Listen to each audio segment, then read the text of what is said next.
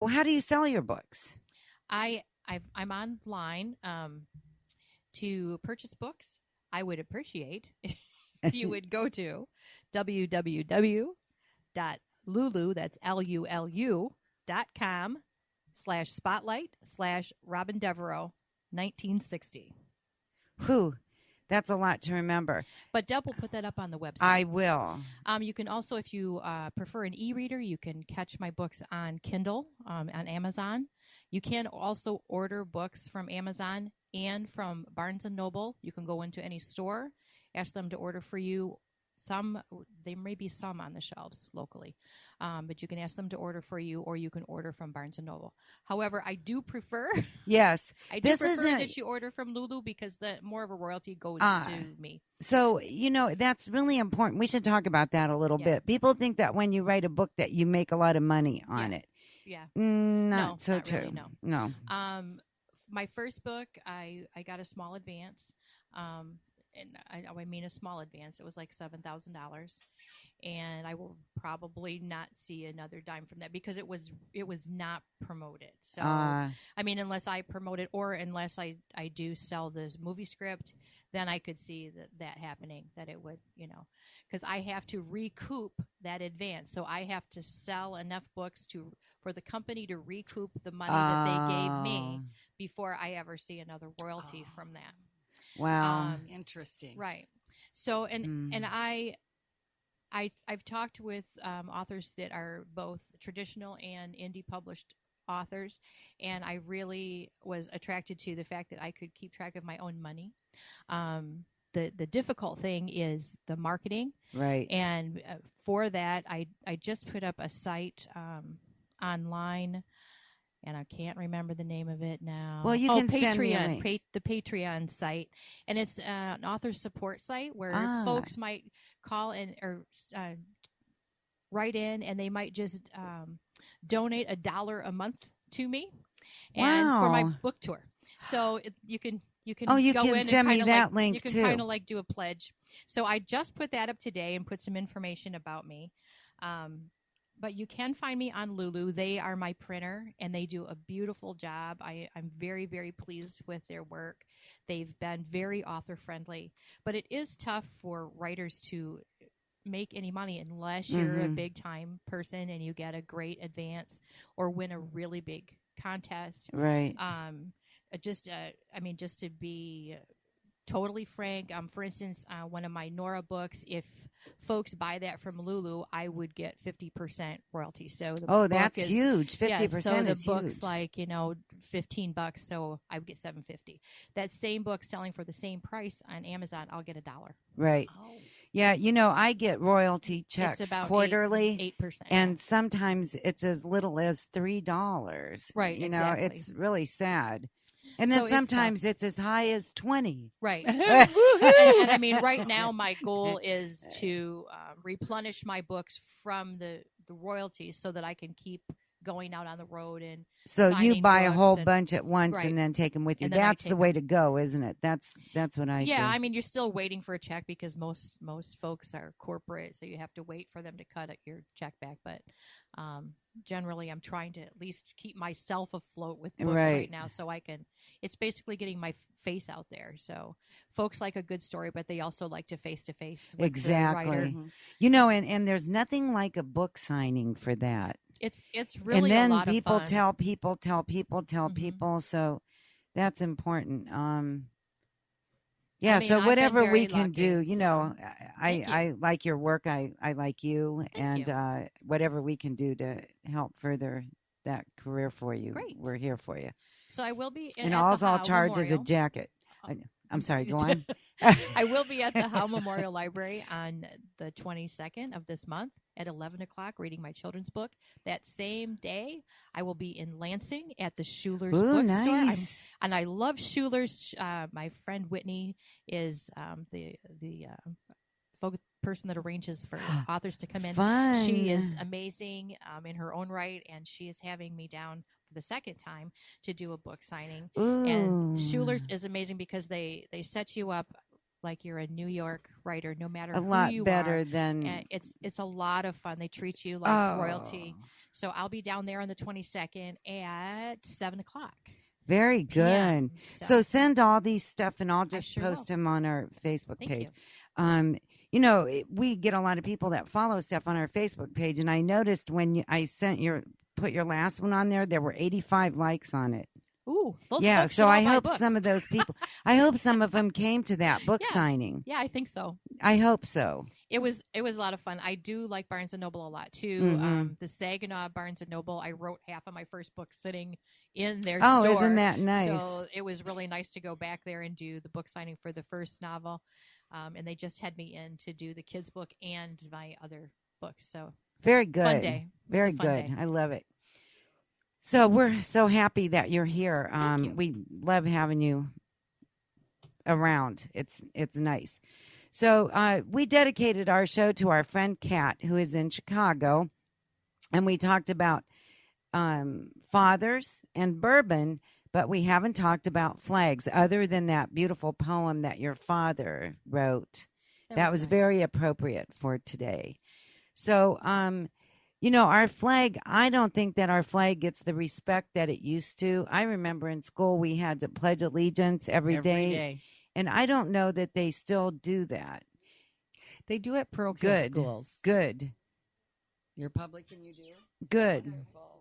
Really good. Oh, good. That makes me feel really good. Like at homeroom time? Very good. First hour. We have a teacher here that just told us they still do it in first hour in high school. That's wonderful. Good news. I like that. But, you know, there's a lot of disrespect for the American flag nowadays. And I don't want to dwell on that because it's kind of sad. But there's a lot of disrespect for parents and old people. And so it's not just our flag. It's just the way our culture is right now. But I read something very sad today. And it was the NFL is no longer going to sing the Star-Spangled Banner at the beginning of games starting in 2017. What? Yeah, it's wrong. I think it's wrong. So I'm not watching football. What made him make that decision? I don't know. I didn't. It made me mad, so I didn't finish reading it. Yeah, somebody probably complained. Isn't that silly? Yeah. So, go ahead. You were going to say something. Well, I just think we have such a culture of disrespect now for so many things.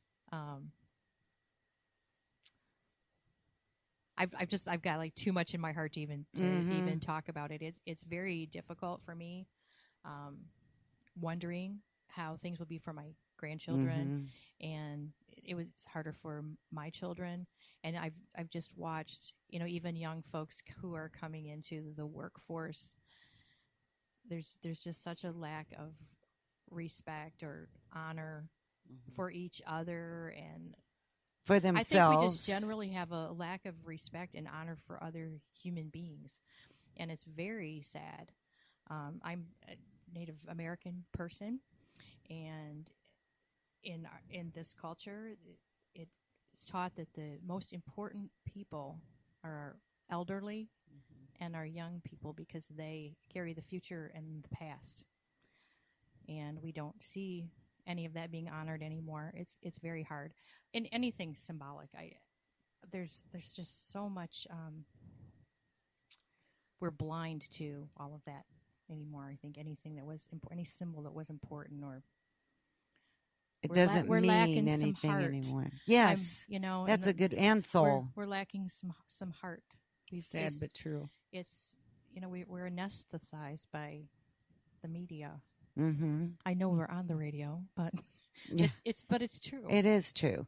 You know, not by this show, of course. There just needs to be more person to person, more love, touch, more contact. Right. You know, I'm pretty apolitical because if I were political, it would just freaking drive me crazy, and so I pretty much stay out of it.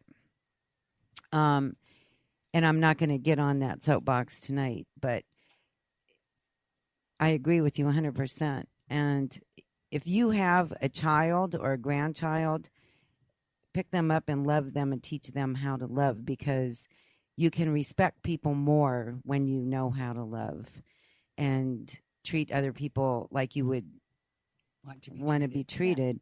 Yeah. It's very sad, and yet every now and then you catch a glimpse of something wonderful. Exactly. You know, and it gives you hope that our country will continue to be one of heart, one of soul, one that loves each other, and all the violence that we have. It's just sad, and don't let that be reflective in your heart. Keep your heart pure and full of love, because that's the only way we're going to conquer all this. Put your phone down and look at somebody and talk to them. And write a letter in cursive to somebody, damn it. That would be great. Yes. Of course, none of my grandkids could read it, but, Yeah, keep some of those old things alive if you can. Don't let them go, because that's what it's all about. That's what tradition's all about. And just love each other. No matter what. That's the big thing. Exactly. No matter what. So I hate to say it, but we're going to have another break right now because we need a shot of bourbon.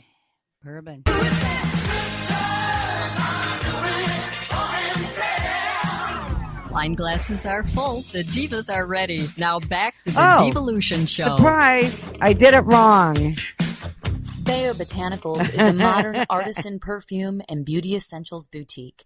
Each creation is handcrafted and all ingredients are sourced through local, sustainable, and fair trade partners. Our mission is to create natural, healthy, and sustainable beauty products for a fair price. Visit us online at BELLOA botanicals.com. That's BELLOA botanicals.com. Bayo Botanicals, all natural, all you. Are your muscles tense, achy, or just worn out? Let Juliana Tacey Massage Therapy soothe your pain away. She's licensed, insured, and board certified. She will even come to your location. She can be reached at 989-684-8255.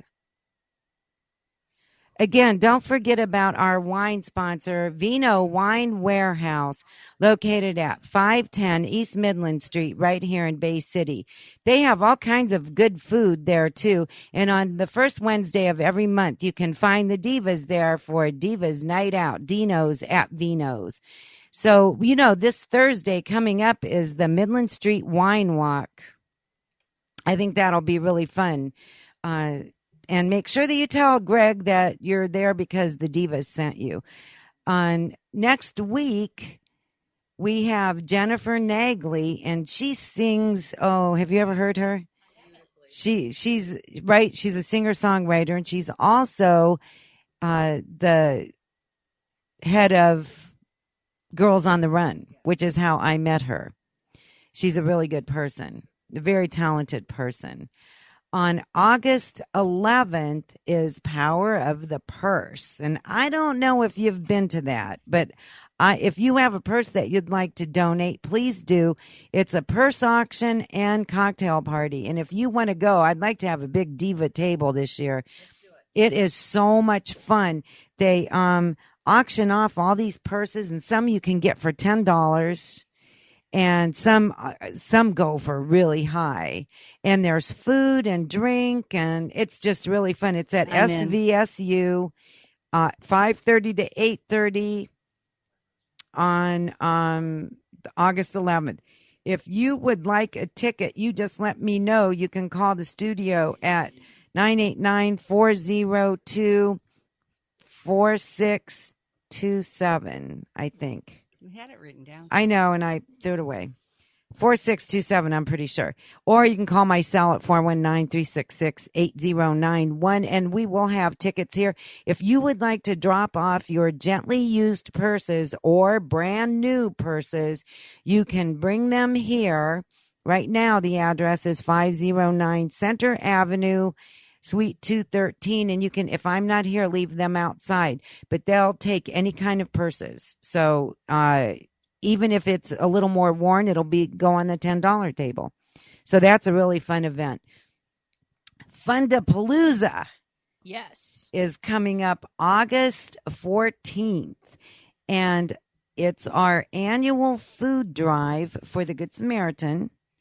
This is our third year that we're doing it, but this year we're